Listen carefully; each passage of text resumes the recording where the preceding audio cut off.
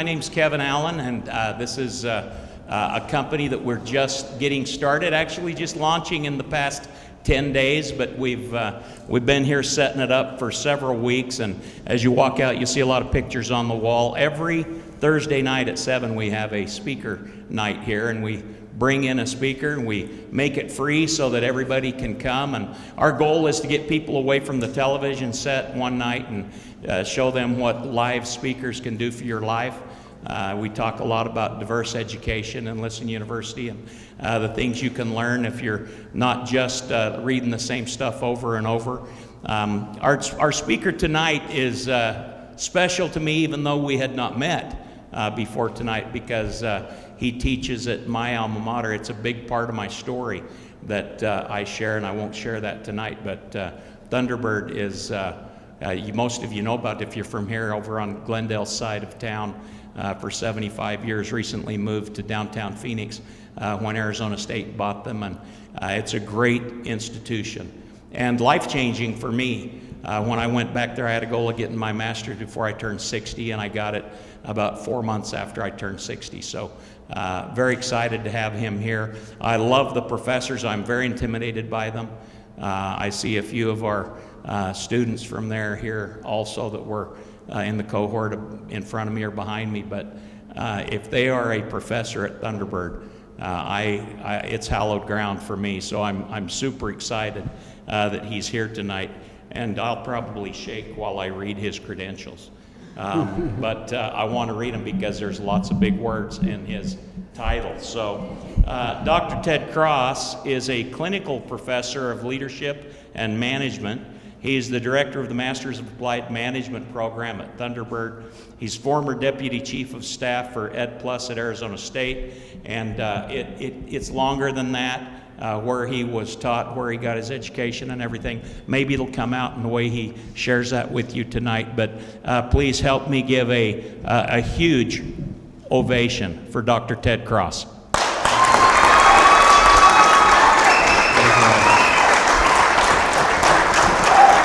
Thanks for coming, everybody.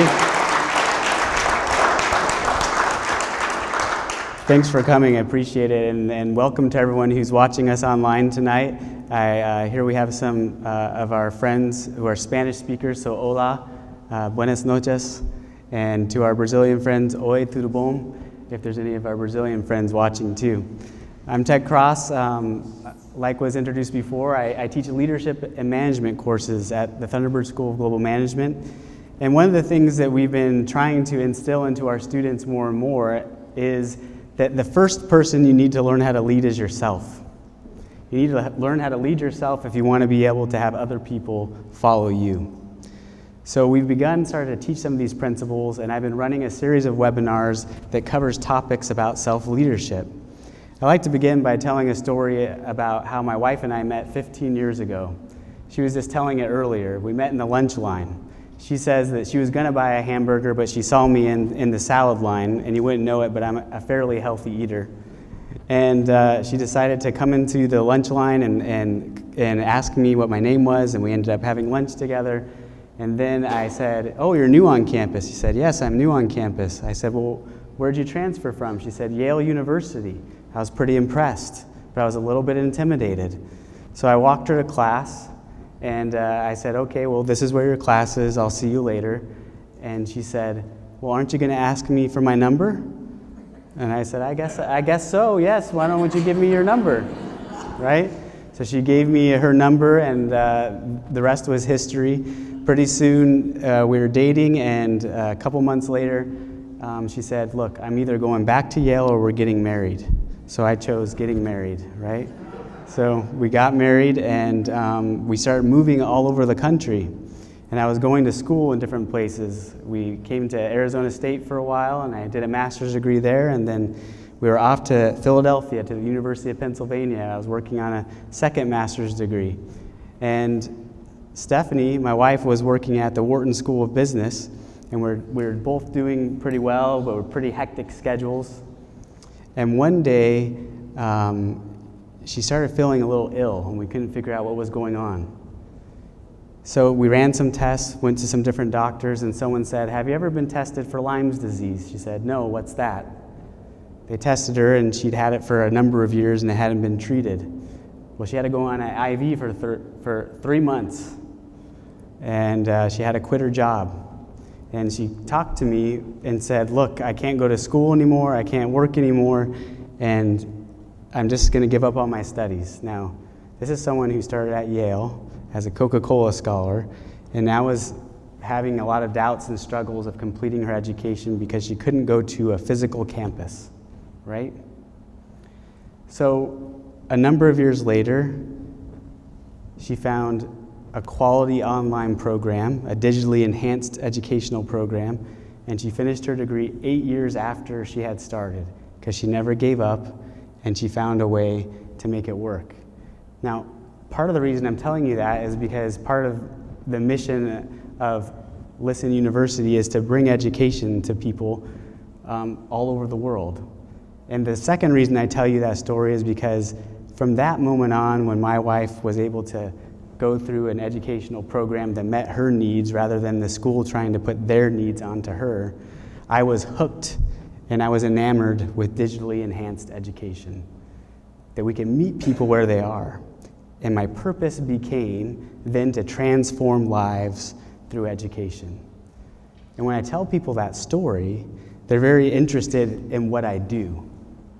Well, I lead education, right? I teach in an institution of higher education, and I help people who don't have access to education gain access to high-quality educational products. So my purpose becomes to change people through education. Now, Simon Sinek is right. He's an organizational consultant and theorist. Nobody cares about what you do. They care about why you do it. And my why is to help people transform their lives through learning new things. So we're going to talk about self-leadership today and why it's so important that the first aspect of self-leadership is understanding your own purpose, your own personal purpose, your own personal mission statement, or your own motto. My motto is always forward, never back. Always forward, never back. But sometimes we get tripped up as we're thinking about our personal purpose. Where do we start? Where can we even start to think about what our purpose is? Many of us have gone through workshops of writing your own mission statement, and maybe that was somewhat useful but sort of difficult because it's so nebulous, right? It was very hard to define. You know, one thing I talk to my students a lot, and at one of the classes I teach on self-leadership, is that companies spend lots of money for strategic planning. Lots and lots of money.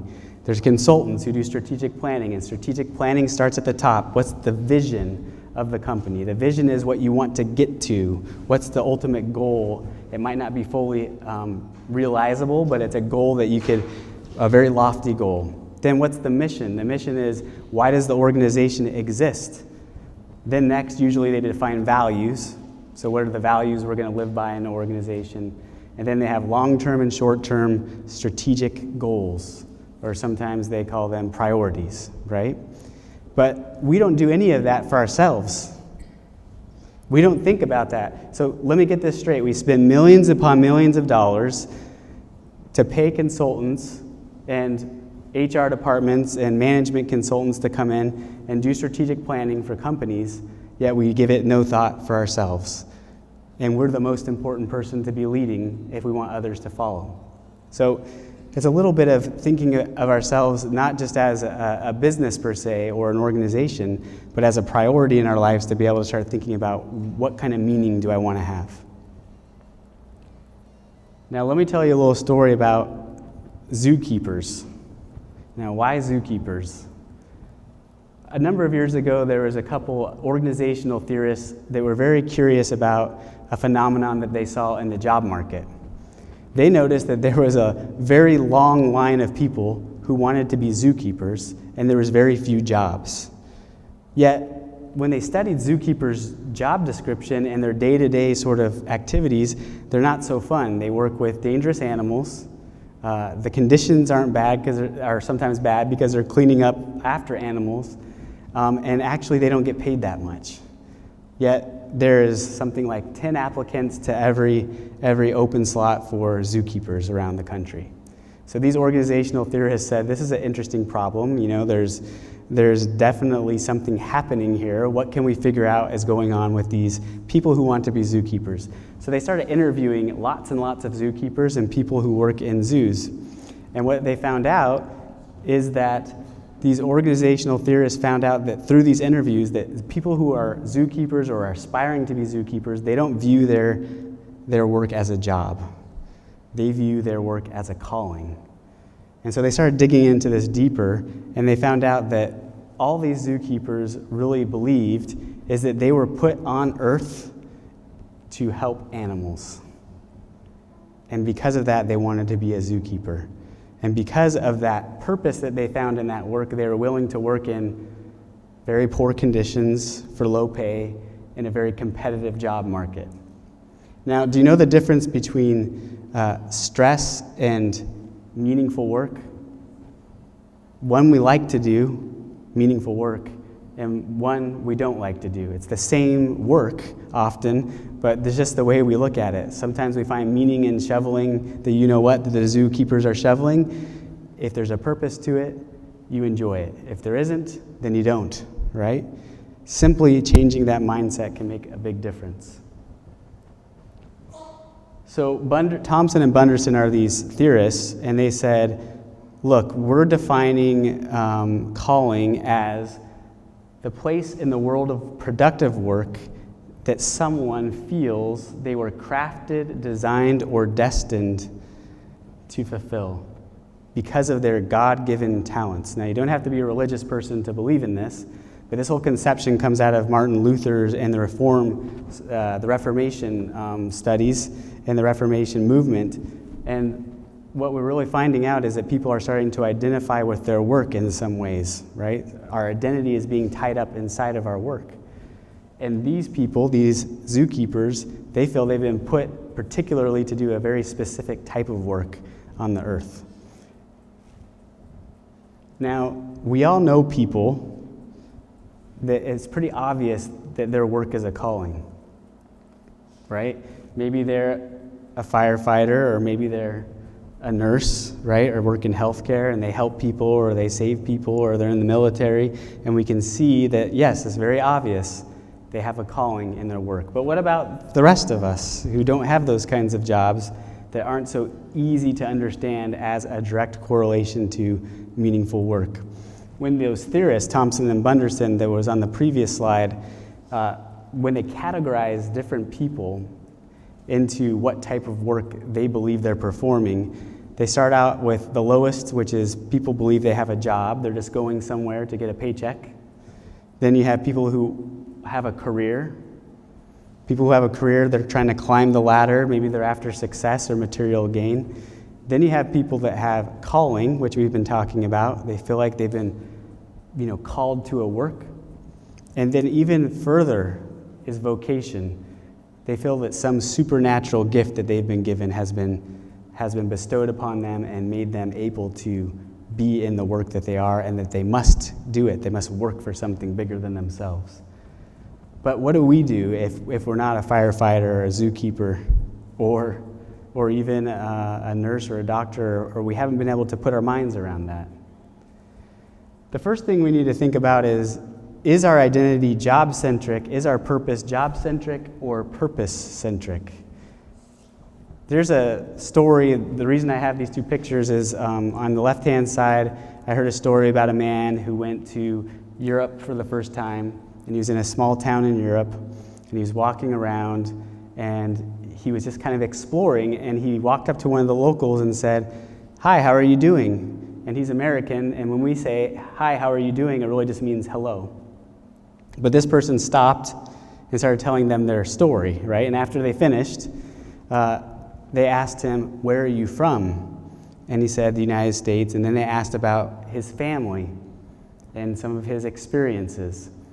Then this man came back from Europe, and he was at a dinner party in the United States. And at the dinner party, there were some new acquaintances he was meeting. And they asked him a different question. What's the first question we hear at dinner parties? That's right. In America, we say, "What do you do?" Which really is just a way of sizing up whether or not you should give people enough attention because by how much money they make or how important they are in society. I stole that from my brother-in-law, right? It's just a way of sizing people up. Do I really want to talk to you or not? Are you important, right? Oh, you're a dentist, you're a doctor, okay, right? If not, then we move on. But there's a stark contrast between the way that people treated this man in Europe and the way that he was treated in the States. And it's not that people were meaner or nicer in one country or the other, it's rather that there's a different framing of identity. And the framing of identity in the United States is often about what you do, what your work is. Now remember, we are not human doings, we're human beings. Let me say that again, we're not human doings, we're human beings. Yet we spend all of our time worrying about our checklists, just like me. Ask my students, I make them do checklists, right? But the problem is that we get too caught up in that and we forget what's the whole purpose. And this man was bringing out a stark contrast that we are tying up a lot of our identity in our work, and that may be okay, but it's very risky. Why is it very risky? Well, if my entire identity is tied up in being a teacher, for example, if I ever have to move out of that sector because of job conditions, and I move to a different sector, say finance, my entire identity is left behind. This is why people have midlife crises, right? One of the big reasons. Changes are happening. Identity is changing. What you hoped to have been by one date is not what you are. And it is a confrontation of coming to reality of what you have become, right? So it's pretty risky to tie up all of our identity into one single domain of our lives, and we'll talk about this a little bit more in a minute. And so I think we need to think of ourselves and our purpose not as job-centric, but rather as something that is transcendent across life domains.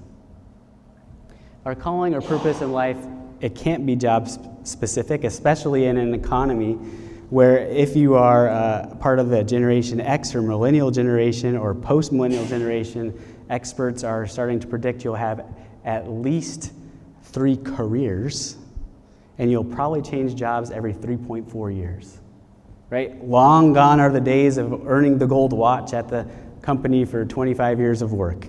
Volatility is the new norm. This is the new normal. And if volatility is the new norm, we need an anchor of our own personal purpose to be able to work across that volatility. Because your identity cannot be tied to a specific company like it used to be. Why? Because it likely won't exist. There's a funny statistic about the S&P 500, those 500 top companies, every 20 years turn over. They're different companies after 20 years. Even after 5, something like 20% of them are different companies. Why? Because rapid change is part of the new normal. So we can't tie everything up into that job-specific bucket. Now, I like this slide because it says life, death, and ikigai, and people wonder about that. But in Japan, in the Japanese culture, there's something called ikigai that I'll describe a little bit more in a minute. But I want to throw out an American statistic. Do you know when you are most likely to die in Western societies? It's rhetorical, but you can think about it. When you retire is one, and right when you're born, because of infant mortality. But when people retire, mortality rates go up. Why? Because they've lost their purpose. Their purpose had been tied to their job. And that's a common thing that happens. Think about it in your own personal life. You've known people this has happened to. They're a picture of health. They were an executive at a company. They retired early, and then they had a heart attack, right? And part of that is, yes, too much stress that we put on ourselves, and part of it is that people are losing purpose, and their bodies start to react to that. Actually, there's a huge study by the National Geographic, and it's summarized in a book called The Blue Zones that looks at the places in the world where people live the longest, where the most centenarians are, the people who live to be 100 or longer. And there's a couple different places. The first one is Okinawa, Japan. There's one here in the United States. It's in Loma Linda, California, where the highest concentration of Seventh-day Adventists live. There's another one in Sardinia, Italy. And those places have high percentages of people who live a long time, and they decided to do a study, National Geographic and some demographers, to see if there's any commonalities they could find about why people are living longer. And they found, yes, that they exercised, but not in the way that we think. They didn't go on treadmills and stuff like that. They had a way of life that made them exercise naturally, like fetching water or working in the garden or walking on nature walks for the Seventh-day Adventists and things like that. They also found that they had some pretty healthy eating habits, right? But the surprising thing they found is that everyone seemed to have a meaningful or purposeful outlook on life. And in Japan, it's called ikigai. This is the reason that you wake up in the morning. They give a great example in that book of a 90-year-old karate sensei who is still passing on the art of karate in Okinawa, Japan, because that is his ikigai. It's his reason to exist. So I'm here to tell you about a couple myths that really bother me as a professor when I look at data. And one of them is that you'll be happier when you retire. And the answer is you'll probably won't be happier. Or you'll be happier when you have X amount of money. It helps, and we can talk about that in another session. But what helps the most is having meaning, because life is inherently difficult, if you haven't noticed, right? If you haven't run into some difficulties already. Life is inherently difficult. And what gets us through those difficulties is meaning. Well, one more example, Viktor Frankl, right? Remember that book, Man's Search for Meaning? He was a concentration camp survivor during World War II. And he was actually a psychiatrist, and so he was doing his own informal study while he was in the concentration camp of why do some people live through these conditions and others don't? And what did he find? Those who could make meaning out of their suffering survived, and those who didn't did not, on average, right? So this is why I believe that meaning is so important, especially in a culture in Western society where we are constantly chasing the next thing or the next person or the next feeling. Those things are fleeting, and often what's more important is to carve out meaning. So what do we do if our job is not our calling? Let me give some examples of ways to think about this. When I was at the Wharton School of Business, I got to study under Dr. Stu Friedman. And he was the chief learning officer of the Ford Motor Company for many years. And then he was a professor of practice at the Wharton School. And he wrote a book called Total Leadership. I recommend it to anyone. It's a great book about leading yourself. And he says, I remember very clearly being in one of his lectures, and he made a bunch of students mad because everyone wanted him to tell them about how to have work-life balance. They really wanted to know, how do you balance it all? These kids in this high-powered, top-ranked business school wanted to know, how can you have it all? The nice house, the car, the great job, the beautiful family, right? The meaningful community service, all these things. How do I have balance in life? And the first thing he told us is the second myth I'd like to squash tonight. There is no such thing as work-life balance. It is very harmful to believe in work-life balance. Why is it harmful to believe in work-life balance? Because it's an unattainable expectation. Think about it. You can't have work-life balance in the modern world. Let's imagine that our lives are divided into specific domains. So if I'm going to have balance, which by definition is a zero-sum game, meaning that things must balance out. If I add something onto one side of the equation, something else has to either be added or taken away, right? Remember algebra where you had to balance the equations out, right? Or a old-time scale where you had to balance things out. So let's see, at work I have to spend at least 10 hours at work a day. That's about average for people, I think, in the United States. We're one of the countries that has the longest work hours. Then I need to carve out some time for myself, so I only need 10 hours of that because remember, I got to keep balance, right? 10 hours for my family and 10 hours for my community, whatever that means to you. That's church, that's your volunteer work or something like that. I only need about 40 hours a day to have balance, right? Only 40 hours a day. Now, if someone can figure out the 40 hours a day, then we'll patent that and we'll get that done, and none of us will need to be here listening to any of it. But there's only so much time, and even more important, there's only so much energy. I don't know about you, but I burn a lot of my good brain power at that 10 hours at work. And if I've had a bad day, it spills over in a negative way when I get home. And if I have a problem at home, then I'm probably just going to cross out the community space and probably not going to make it to the gym to do any exercise, right? So forget about balance. Balance is a lie. Balance is harmful. What we really want to talk about is work-life integration, alignment. How do we integrate and align the different domains that we have in our lives rather than trying to balance things out? Because what happens when we try to balance things out is we fail, we feel bad, and we quit all the other activities like I mentioned. We don't try anything else. And we think that everyone else that is successful is having balance, but they're not.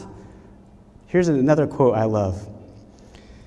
If you want extreme results, you're going to have extreme work. I don't know anyone who's great at something that doesn't spend hours upon hours at that thing. Unbalanced results come from unbalanced efforts. The question is, where are you going to put those efforts and how will you leverage those efforts? It's not about trying to balance it.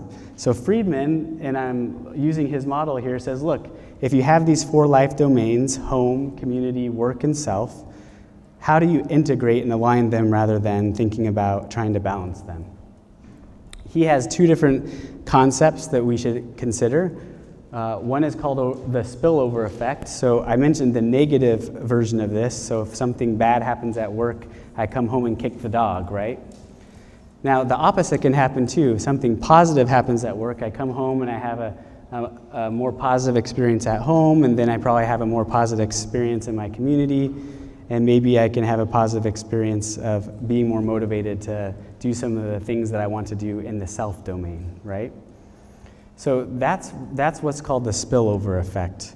These are what he calls 4-way wins. How do we influence one sphere so that then it will leverage in the other? Now, sometimes it works the other way.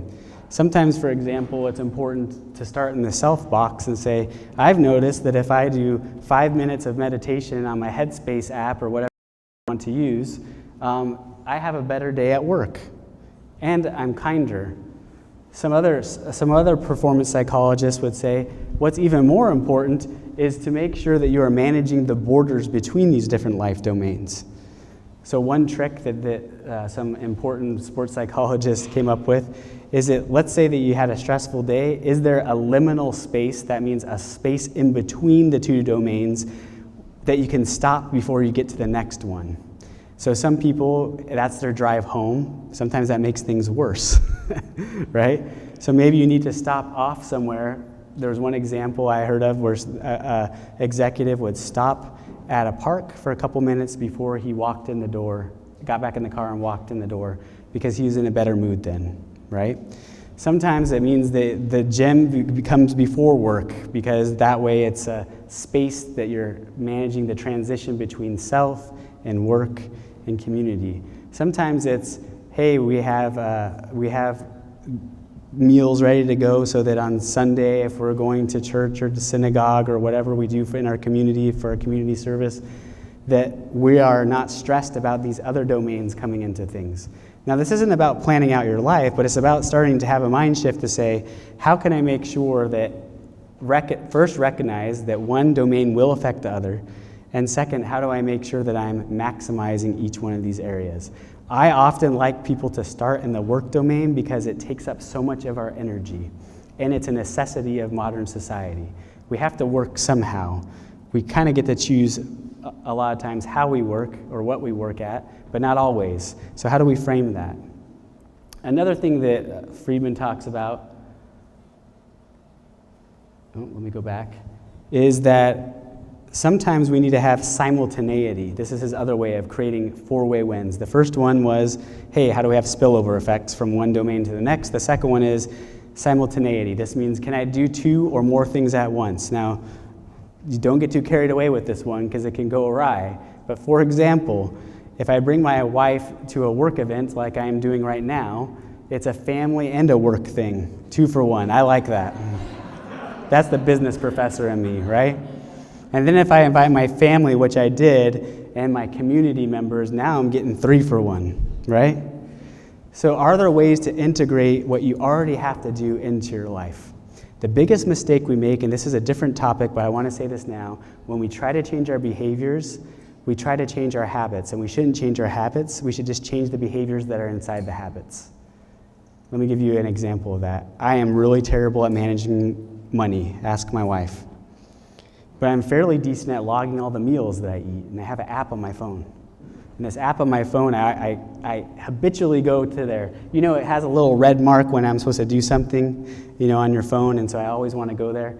And so I've developed a habit that is very easy for me to track all of my meals, all the things I eat. So I was having this problem. I wasn't being able to actually manage my money. So I downloaded an app to try to manage my money, and the next thing you know, I forgot about it. I lost it on my phone, like somewhere. It was in one of those boxes, but I couldn't find it anymore. So I decided, why am I trying to change my behavior? I should leverage the behavior I already have, and I put that app next to the banking app, next to the calorie and food tracking app, right next to it. So every time I automatically and instinctually went to track my calories on a sort of compulsive basis, I saw that banking app. And after 3 days, there was new content built into an existing habit structure. An existing habit structure, right? So can we take things that already exist and can we do some psychological jujitsu with it so that it can come to our advantage, so we can use it to our advantage, right? If you have to go from point A to point B, is there something in the middle that can help you manage this liminal space? I'm arguing that your personal purpose across these different domains can help bring cohesion, because one of the problems is that if, for example, I define myself as a teacher, that works at home, and my community doesn't work at home, rather, it works at work. It works in my community sometimes, depending on what kind of volunteer service I give, if I'm doing teaching type stuff. But when I get home and I start lecturing with my wife, she doesn't like that. Right? She doesn't like that. So why don't I reframe my own personal purpose as helping people transform their lives? And then my motto kicks in, right? Always forward, never back. Now, I can help people become better and myself become better in the home domain, in the work domain, and in the self domain, and the community domain. I can express my personal purpose in a variety of different fashions. Do you see that? I can express my purpose in a variety of different fashions in the different domains of my life. Now let me give you some practical examples of how this works. You can email us later to get a copy of this worksheet, and we'll send it out to you. But this is what I call the Transcendent Purpose Worksheet, and I make all of my students do this. I call it Transcendent Purpose because it's going to cut across those different life domains that we've just been talking about. And what this does is it makes us do some qualitative self-research.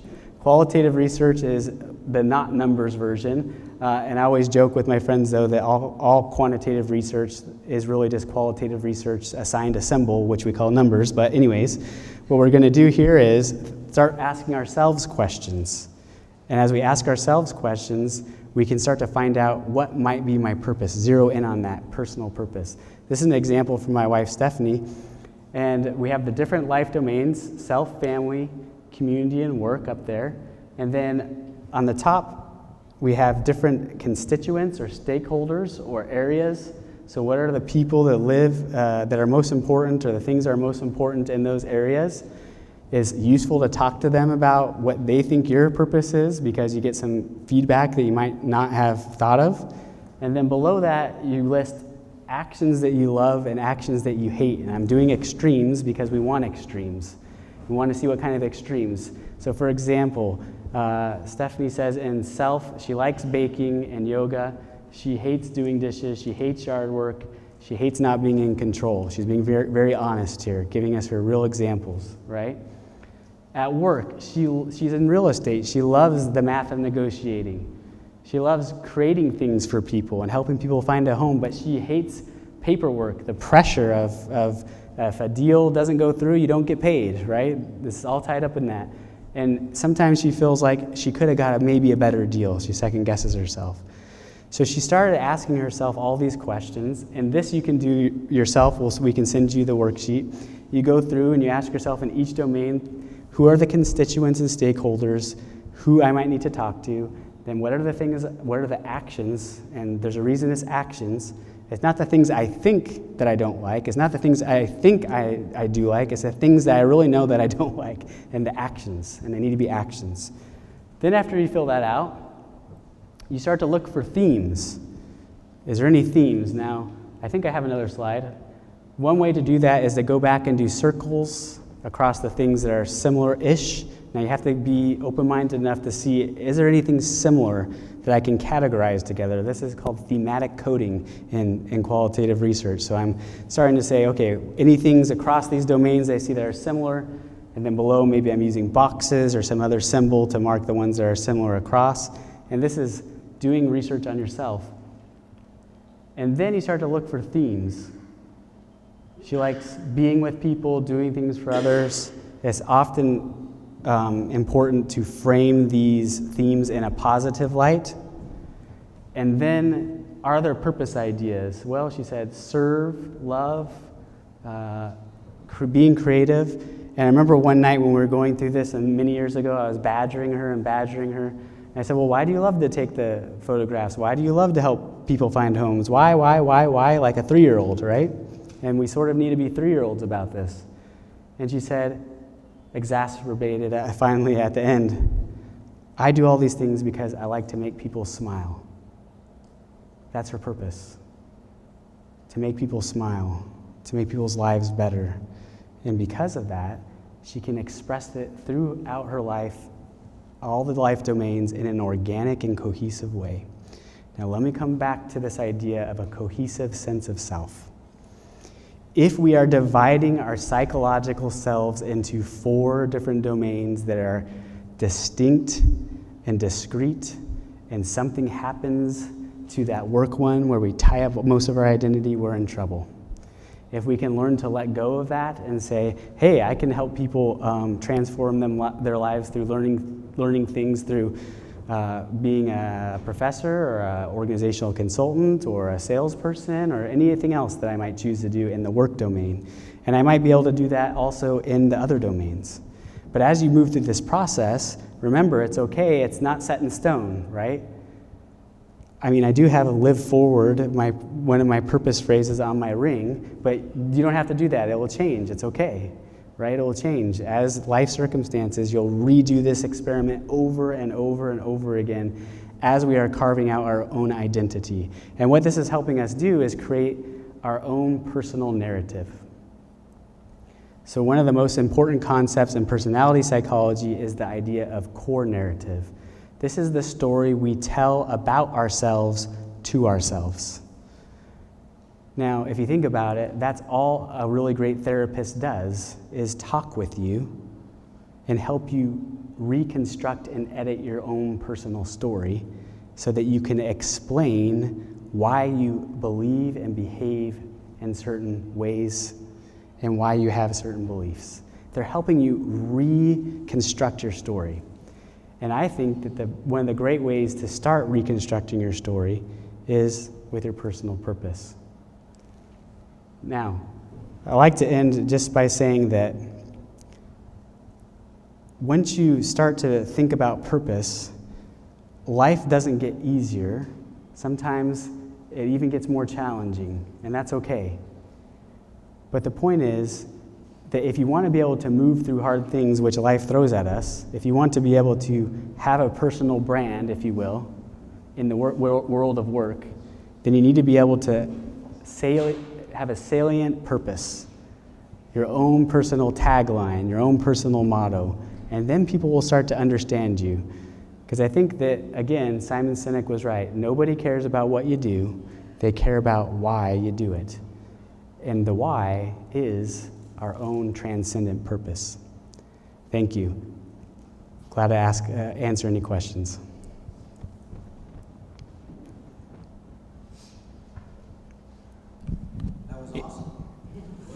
If you have a question, just raise your hand. We'll get you a microphone if you have a question for Dr. Cross. We have a microphone coming around, so raise your hand if you want. Anybody, raise your hand. We'll get you a mic. Yeah. Pass that all the way down.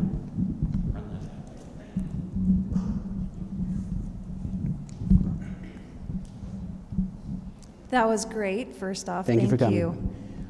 My question is, when you have your life that consistently changes, sometimes not because of your own choice, I have found it difficult to find or define that purpose. Do you have any thoughts on how to do that? It's a really good question. What happens when we're trying to define our purpose and life continuously is changing? I think that the first problem that we all have, or many of us have in these instances, is that we're not accepting that change is just the way life is. We're hoping there'll be a more stable part of life where we'll be able to get a grip on things. There's that famous saying, right? They asked King Solomon, the wisest man in all the land, he asked his servants, please make me a saying that will make me happy when I'm sad and sad when I'm happy. And they came back with the phrase, this too shall pass, right? Everything passes, good or bad. It's the transient sort of nature of life. And the question is, as we are in the middle of these things, can we find enough space is really the question. Can we find enough space to put the storm outside for a minute and start to think about these things? It is not easy. It's not easy to figure this out, especially when there's things that other people have caused to us, right? Bad things happen to good people all the time. And most always we or they don't deserve it. It just happens. So if we can recognize that life is hard and part of life is suffering, and we can accept that, then maybe we can say, okay, now I can think about what is the purpose, or at least what is my meaning making of this suffering that I'm going through, this pain that I'm having. How do I make meaning of it? One great way to do this is through some journaling activities.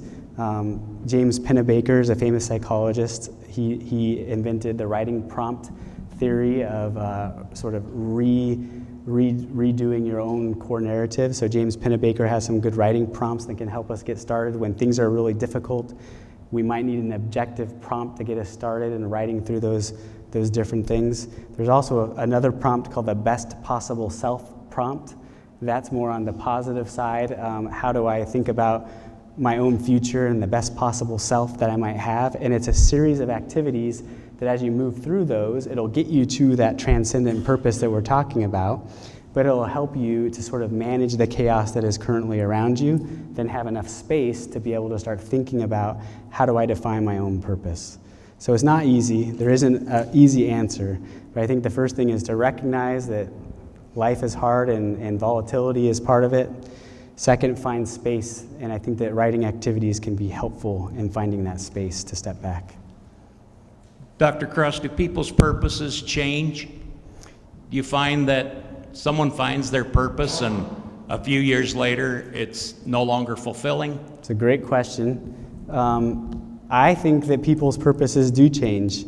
Now, you take the Myers-Briggs personality test. The reason why people like that is because it's fairly stable over a lifetime of telling you what kind of personality you have. But what they're finding, though, is that even people's personalities slightly change over time. So it should be no wonder that some of our own conception of the way that we see our work and our personal purpose would change over time. That's okay. And I think we have to get past that. That's another thing, is that we want the right answer. And the truth is, there are no right answers. There's what right answer fits now for you. What is the purpose that you need to have to get you through what you're doing or be successful at what you're doing now? How are you going to frame it? It might be transcendent across all those different life domains, but it might change over time, and that's okay, because we enter different phases of our lives. I bet you Keegan has a question. I have one more for you. Yes. What if you're plagued with multiple purposes? This is a problem. So, Purpose. yeah. It's no longer What if you're purpose, plagued by it's multiple purpose. purposes? So this was a problem I had. I was awarded one thing in the senior yearbook, most talented, which meant that I was a little bit good at a lot of things and not really good at any one thing, right? I was kind of good at basketball and kind of good at football and okay at singing, but I wasn't really, good at any of one of those things. And so that can be difficult for people to have multiple talents or have a hard time focusing on one interest or another. If you know you're the kind of person that moves from one project to another, maybe your hobbies change a lot, your Pinterest boards are very varied, right?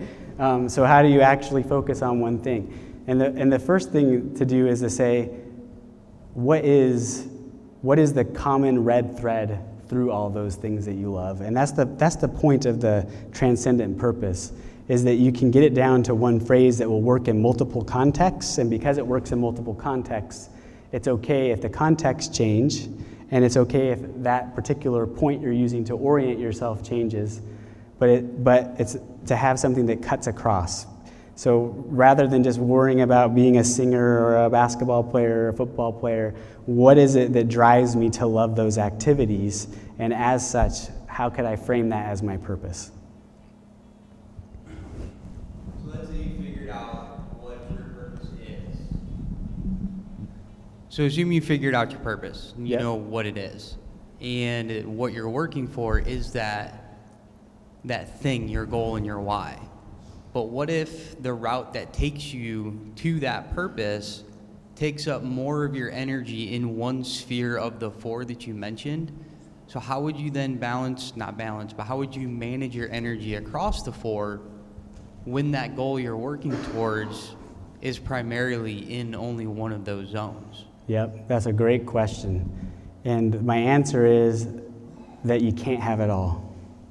So if you want to be a world-class violinist, you're not going to have a social life. You're not. Let's just be honest with ourselves. Let's be honest and realize that if you want to be a millionaire, you're not going to be home for every baseball game. You're not. You want to climb the corporate ladder, it is very rare. It is very rare that you would be a high-powered executive in an international company and be able to do all the things you'd want to do in your personal and community life. Why do you think really rich people give their money away to charities? It's to make themselves feel better because they couldn't do stuff in those areas, because they've decided to put their time and energy in one area over another. And there's no judgment on that. That's okay. The world, modernity will tell you that you can have it all. And the answer is, in this Twitter-filled, social media-obsessed, constantly spinning pinwheel of Instagram, you think you can have it all because people are giving you snapshots of a pseudo-life. And this pseudo-life makes us have unrealistic expectations, and they're getting more and more unrealistic every day. My own expectations included, for myself, for others, right? But if we can accept that we can't have it all and stop trying to make goals towards having it all, that's okay. If I want to be great in one area, remember what I said? Unbalanced results come from unbalanced efforts. That's just the way it works. Anyone tells you different, they don't know what they're talking about. I'm just going to tell you that.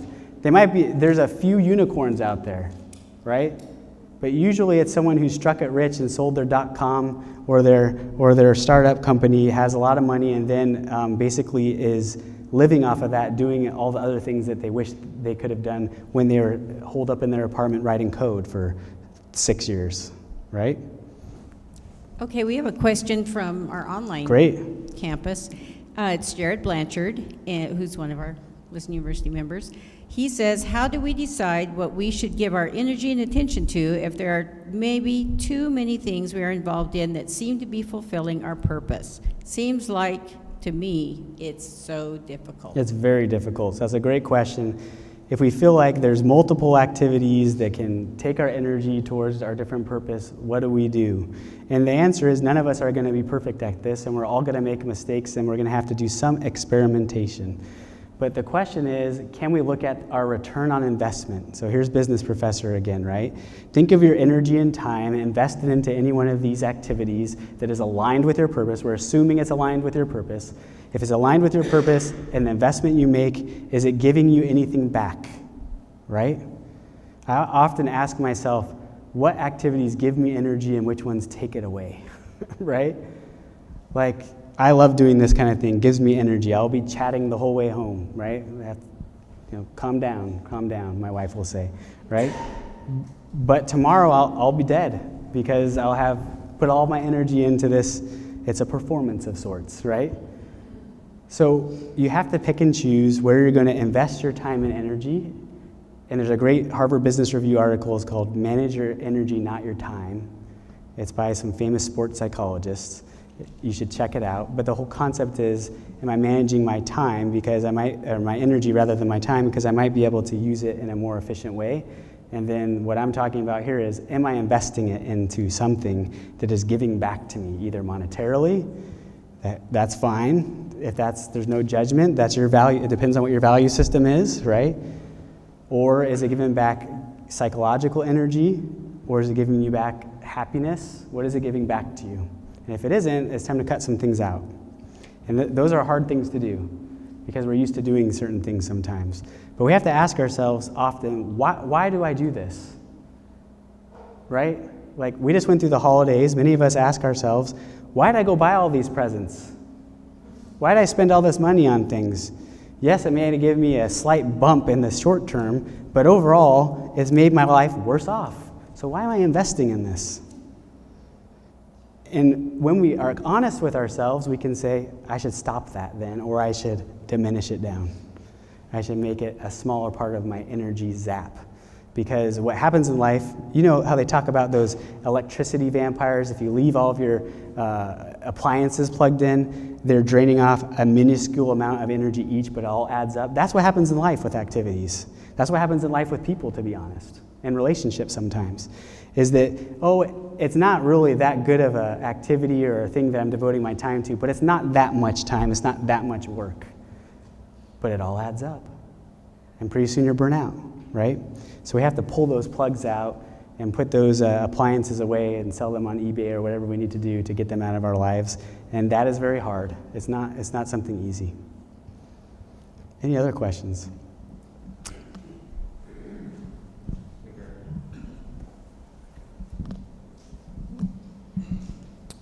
So as we study human behavior, we see more and more that trauma is what shapes a lot of our decisions. Yes. And so as an adoptive parent of 2 little boys through CPS, one of my questions is, how do we use that trauma to shape purpose? It's trauma is tough to deal with, because what trauma does, trauma is a wound to the nervous system. So our nervous systems react in fight or freeze, right? And sometimes what happens to people who have been traumatized, and all of us have some sort of trauma in our lives, is that when we're confronted with triggers that bring memories of that trauma, then we have a reaction to it. Now the question is, first, how do we deal with the trauma so then we can talk about purpose?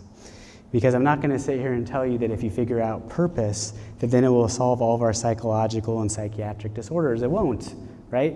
Positive thinking is a lie. What is not a lie? Getting real help from psychologists and psychiatrists, so then I can move through a treatment plan, just like I would with a doctor for a medical problem, and then start thinking about purpose. But what you can do, you're right, is reframe that trauma. Remember, we're talking about Viktor Frankl in the concentration camp. The difference between the people who survived were those who reframed their suffering in a way that was meaningful to them. Now, it's not often useful for me as an outsider to talk to someone who's gone through a traumatic incident and say, you know what, you should really think about this different, and it will make it all better. That makes it worse often. They need to go to a third-party person often that will help through some of these things. And then when they're ready and they feel safe enough, can start thinking about their purpose and reframing their suffering. This is another thing that James Pennebaker talks about. He has writing exercises for PTSD. You should look into those. They found that some of them are as effective as many sessions of talk therapy. Not always, you need both, but it's something you can do on your own in conjunction with getting professional help.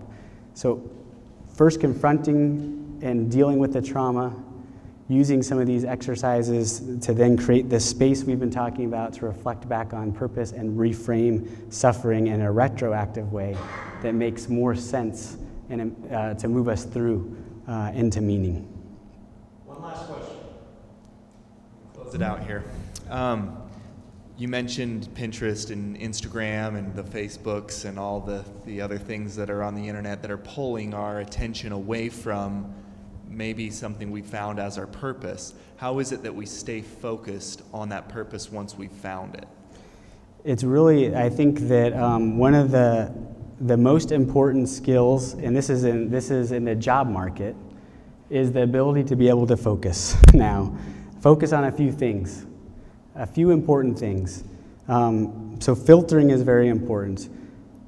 I'm okay, I love to get on my Instagram and it's kind of like, pulling the slot machine down, right? What might come up next? It might be good maybe if I do one more swipe down, right? It's mindless, it's okay. But the question is, can you develop habits that help you stay focused? Do you need to put the phone in the room away from you for a while so you can meet your goal of being with your family or whatever? Is there things for example, on computers now they have these apps that you can put on that will block all the internet. So if you have a writing project you're supposed to be doing that you haven't been doing, right? Because every time you start writing, then you start going on Facebook, there's apps to put on there to make it so you can't go for a set amount of time. Like, don't kid ourselves, we need to use these kinds of tools because human behavior will be to self-sabotage. Because we're just, we're in this meat suit right now, and this meat suit goes haywire. And so we got to figure out ways to manage the meat suit. What's the name of that app? It's that app is called Self-Control. Ladies and gentlemen, Dr. Ted Cross. Thank you very much. Thank you.